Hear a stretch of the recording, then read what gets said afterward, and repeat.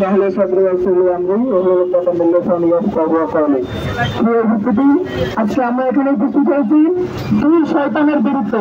একটা শয়তান হচ্ছে মধ্যপ্রাচ্যের শয়তান, আরেকটা হচ্ছে দক্ষিণ এশিয়ার শয়তান। আমরা আজকে বরিশালের এই প্রাণ কেন্দ্র থেকে বলতে চাই, পৃথিবীব্যাপী মুসলিমদের উপরে যে অত্যাচার নির্যাতন চালানো হয়েছে, গাজার ঘুমন্ত শিশু নারীদের উপরে যে বম্বিং করা হয়েছে, আজকে আমরা এই ময়দান থেকে একটু নিন্দা ও প্রতিবাদ জানাচ্ছি। একই সাথে আমরা মধ্যপ্রাচ্য সহ বিশ্বের সমস্ত মুসলিম নেতাদেরকে আহ্বান করছি, আপনারা আপনাদের মসনদের চিন্তা করে এই মুসলিম উম্মার পক্ষে দাঁড়ান।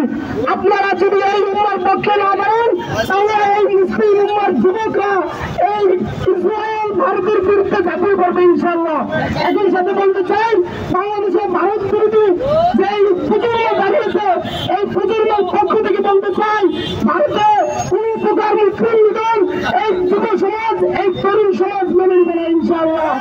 ভারতের বিভিন্ন প্রান্তে উৎসবকে কেন্দ্র করে, মসজিদকে কেন্দ্র করে, আওরঙ্গজেবের মতো ব্যক্তিত্বের মাজারকে কেন্দ্র করে যে সাম্প্রদায়িক উস্কানিমূলক ঘটনা ঘটানো হচ্ছে, আমরা এর তীব্র নিন্দা ও প্রতিবাদ জানাচ্ছি।